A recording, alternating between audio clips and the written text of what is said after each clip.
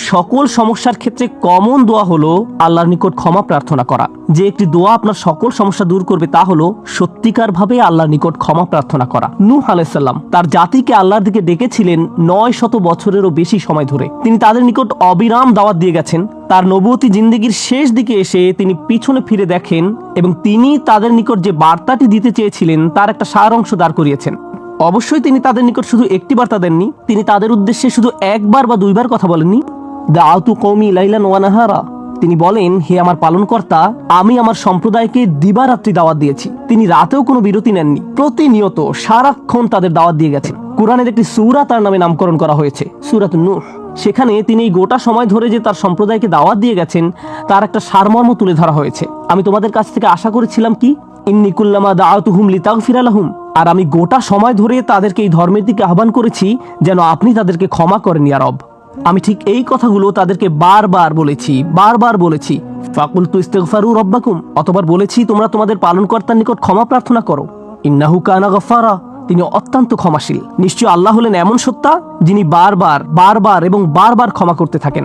এরপর তিনি যা বলছেন তা খুবই অসাধারণ। আমি চাই আপনারা এই বিষয়টা উপলব্ধি করুন যে তিনি কোন ধরনের মানুষদের উদ্দেশ্যে কথা বলছিলেন। তিনি ইতিহাসের অন্যতম খারাপ একটি সম্প্রদায়ের উদ্দেশ্যে কথা বলছিলেন।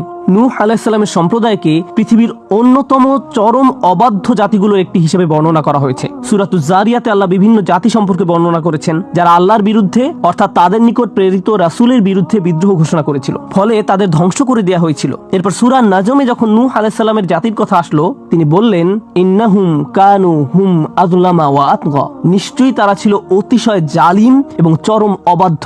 বিষয়টা যৌক্তিক মনে হয়। অন্য সব নবীর মতো তাদের এক প্রজন্মের জন্য নবী ছিল না। প্রতি শতাব্দীতে 3-4 প্রজন্ম মানুষের জন্য শতাব্দীর পর শতাব্দী ধরে তাদের একজন নবী ছিল। প্রতি 20 বছর পর পর নতুন নতুন প্রজন্মের আবির্ভাব ঘটে। আর নূহ আলাইহিস সালাম এটা দেখেছিলেন শতাব্দীর পর শতাব্দী ধরে। তিনি 40-50 প্রজন্মের মানুষদের দেখেছিলেন আর তারা সবাই তাকে প্রত্যাখ্যান করেছিল। আর তিনি সকল প্রজন্মকে একই দাওয়াত দিয়ে যাচ্ছিলেন। তিনি চরম অবাধ্য এক জাতির উদ্দেশ্যে কথা বলছিলেন। তাদের নিকট তিনি কি প্রস্তাব তুলে ধরেছিলেন? তিনি বলেন, ইস্তিগফারু রব্বাকুম, তোমাদের রবের ক্ষমা প্রার্থনা করো। ইন্নাহু কানা গফফারা, তিনি বারবার ক্ষমা করতে থাকেন। তোমরা বারবার আল্লাহর অবাধ্যতা করছিলে, আল্লাহ বারবার ক্ষমা করতে থাকেন। কিন্তু তার প্রস্তাব এখানেই থেমে থাকেনি। তিনি বলেন, ইউরসিলিস সামা আলাইকুম মিদরারা, এখানে ইউরসিল হলো জবাবে আমর। এর মানে হলো যদি তোমরা তার নিকট ক্ষমা প্রার্থনা করো তাহলে আল্লাহ তোমাদের জন্য আসমানের দরজা খুলে দেবেন আর এটা তোমাদের উপর অজস্র ধারায় করুণা বর্ষণ করবে। এর দ্বারা বৃষ্টিও বোঝানো হতে পারে। পরিহাসের বিষয় হলো এখানে বৃষ্টি দ্বারা বন্যার ইঙ্গিত করা হয়নি, যদিও শেষমেশ তারা বন্যায় কবলিত হয়েই ধ্বংস হয়ে যায়।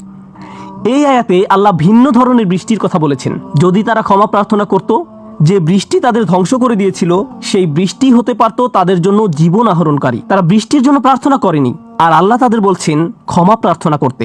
তোমরা যদি ক্ষমা প্রার্থনা করো, আকাশের দরজা তোমাদের জন্য খুলে যাবে আর তা বৃষ্টি বর্ষণ করতে থাকবে। আল্লাহ বলেননি যে পানি বর্ষিত হবে, তিনি বলেছেন আকাশ বর্ষণ করবে। কারণ আকাশ শুধু বৃষ্টি নয়, আরো রহমত বর্ষণ করতে পারে। আকাশ থেকে আসে ক্ষমা, আকাশ থেকে প্রশান্তি আসে, বিশ্বাস আসে, রিজিক আসে, সমস্যার সমাধান আসে আসমান থেকে। তিনি তোমাদের জন্য আকাশ খুলে দিবেন আর আকাশের সকল সম্পদ তোমাদের উপর অঝোর ধারায় বর্ষিত হবে। আর তোমরা এতদিন এই রহমতের ভাগীদার হতে পারছিলে না, কারণ তোমরা ক্ষমা প্রার্থনা করনি। তাই এখন ক্ষমা চাইলে এটা খুলে যাবে। আপনি সাধারণত একটা করে আপনার সমস্যাগুলোর কথা আল্লাহকে বলেন। আপনার এমন সমস্যাও থাকতে পারে যার বর্তমান থাকার কথা আপনি নিজেও জানেন না, কিন্তু আল্লাহ জানেন। আমি আর আপনি যদি সত্যিকার অর্থে আল্লাহর নিকট ক্ষমা চাইতে পারি, তাহলে ওই অজানা সমস্যাগুলো স্বর্গীয় হস্তক্ষেপে সমাধান হবে। ইউরসিলিস সামা আলাইকুম মিদরারা, তিনি আকাশকে তোমাদের উপর অঝোর ধারায় বর্ষণ করবেন। আল্লাহ সুবহানাহু ওয়া তাআলা এখানেই থেমে যাননি। আপনি কার জন্য ক্ষমা চাচ্ছেন? নিজের জন্য। ইস্তিগফারু রব্বাকুম, তোমাদের নিজেদের জন্য ক্ষমা প্রার্থনা করো। আল্লাহ বলেন, ওয়ায়ুমদিদকুম আমওয়ালিন ওয়া বানিন, তিনি ধন সম্পদ এবং সন্তান দিয়ে তোমাদের ঐতিহ্যকে সমৃদ্ধ করে দিবেন। এমন সম্পদ নয় যা আপনাকে আল্লাহর কাছ থেকে দূরে সরিয়ে দিবে, কারণ এই সম্পদ দেওয়ার কথা এসেছে আপনার ক্ষমা চাওয়ার প্রেক্ষাপটে। তিনি আপনাকে ভালো সম্পদ দিবেন যা আপনার জন্য দুনিয়াতে এবং পরকালে কল্যাণ নিয়ে আসবে। তিনি আপনাদের ভালো সন্তান দান করবেন যারা আপনাদের জীবিত থাকা অবস্থায় ভালো কাজ করবে, তারা আপনাদের সম্মান করবে, ভালোবাসা দেখাবে, আনুগত্য করবে। আপনি তাদের দেখে গর্বিত হবেন। তারা জীবিত থাকা অবস্থায় আপনাকে সুখী করবে, এমনকি আপনি এই দুনিয়া ছেড়ে চলে গেলেও তারা ভালো কাজ করতে থাকবে, যা সাদকা জারিয়া হিসেবে আপনার আমলনামায় এসে যোগ হবে। আল্লাহ আপনাকে এই সব কিছু দান করবেন। প্রসঙ্গত এই দুই শব্দ, সম্পদ এবং সন্তান সন্ততি, এই সূরার শেষের দিকের একটি আয়াতেও এসেছে। ইন্নাহুম আসাউনি ওয়াত্তাবাউ মান লাম ইয়াজিদহু মালুহু ওয়া ওয়ালাদুহু ইল্লা খাসারা। আমার সম্প্রদায় আমাকে অমান্য করেছে আর অনুসরণ করেছে এমন লোককে যার সম্পদ ও সন্তান সন্ততি কেবল তার ক্ষতি বৃদ্ধি করেছে। ধন সম্পদ এবং সন্তান সন্ততি ক্ষতির উপকরণ, কিন্তু আপনার ক্ষমা চাওয়ার পরে আল্লাহর পক্ষ থেকে যে ধন সম্পদ এবং সন্তান সন্ততি আসে তা আপনার জন্য কল্যাণ নিয়ে আসে। একই সম্পদ এবং সন্তান সন্ততি, পার্থক্য হলো এখন তাদের উপর আল্লাহর ক্ষমা ও রহমত আছে। বিষয়টা এমন যেন তারা দূষিত হয়ে গিয়েছে যতক্ষণ না আল্লাহ তার ক্ষমার মাধ্যমে তাদের পরিশুদ্ধ করে দেন। ইস্তেগফারু রব্বাকুম, তোমাদের রবের কাছে ক্ষমা চাও। আল্লাহর কাছে ক্ষমা চাওয়ার মাধ্যমে আপনি কি কি সুবিধা পাবেন? আল্লাহ আপনার জন্য আকাশের দুয়ার এমনভাবে উন্মুক্ত করে দিবেন যা আপনার জন্য অকল্পনীয়। আপনি সঠিক দিক নির্দেশনা পাবেন, আপনার বুঝ ব্যবস্থার উন্নতি হবে, আপনার ব্যক্তিগত ও পারিবারিক সমস্যার সমাধান হয়ে যাবে। ওয়ায়ুমদিদকুম আমওয়ালিন ওয়া বানিন, আর তোমাদেরকে ধনসম্পদ ও সন্তান সন্ততি দিয়ে সাহায্য করবেন। এটাই শেষ নয়, আল্লাহ আরো বলছেন ওয়ায়াজআল লাকুম জান্নাতিন ওয়ায়াজআল লাকুম আনহারা, তোমাদের জন্য বাগ বাগিচা দিবেন আর দিবেন নদ নদী। এসব আল্লাহর ওয়াদা। আপনাকে কি কি দিবেন যদি আপনি শুধুমাত্র ক্ষমা প্রার্থনা করেন?